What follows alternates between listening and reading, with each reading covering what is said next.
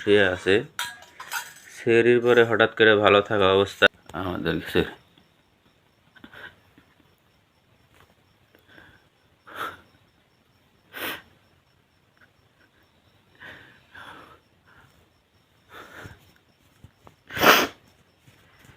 এটা আর এখন আর ও জীবিত নাই।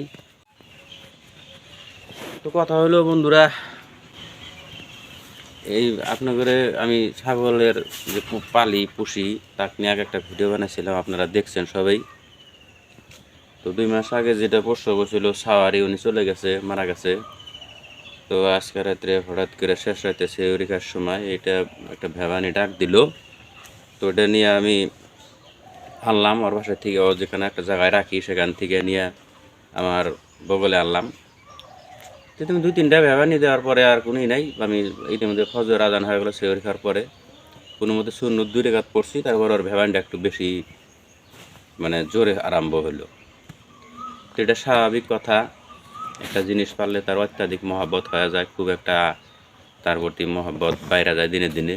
আমি যখন এটা আমাদের যে বাচ্চা কাচ্চা থাকে তাদের কোলে থাকছে, বিশেষ করে মারার পরের থেকে এটা মানুষের মতো আর কি। একেবারে আমাদের এই যে ঘরে বাইরে এগুলো দেখা ঘুরছে বেড়াইছে, কোনো জায়গায় থেকে আসলে ও দৌড় পেরে আসছে।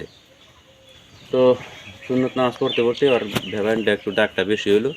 তারপর আস্তে করে আমি কোলের মধ্যে নিলাম, আমার কোলের থেকে ইন্তেকাল হয়ে গেল। দেখেন এখন আর এই যে খুব মহাবত হয়ে গেছিলো।